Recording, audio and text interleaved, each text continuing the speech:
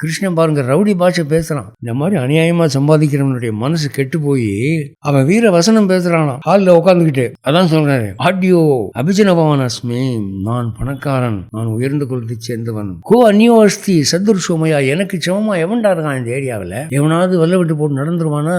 வெட்டிட மாட்டேன் அப்படி பேசுறான். அப்பப்ப என்ன பண்றதுன்னா எல்லாருக்கும் பார்க்குறாப்புல ஒரு யாகம் பண்ணுறது, கணபதி ஹோமம், ஒரு சுதர்சன ஹோமம் அது பண்ணி ஜமீன்தார் வீட்டில் யாகம் நடக்குதுன்னு சொல்லுங்க, தண்டோரை போடுங்க, புகையை கிளப்புங்க அப்படின்னா அவர் பெரிய பக்திமானியா, அவர் வைதிக காரியங்களுக்கு எவ்வளோ செலவு பண்ணுறாரு தெரியுமா அப்படின்னு ஒரு பேரை உண்டு பண்ணுறது.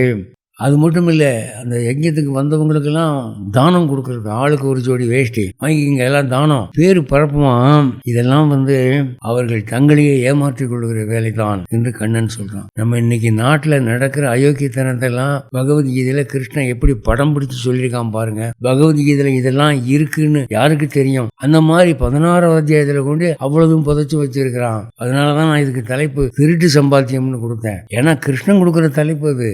அவன் சொல்றான் அசுர சம்பத்துன்னு சொல்லியிருக்கிறான்ல, அதுக்கு சரியான தமிழ் அதுதானே.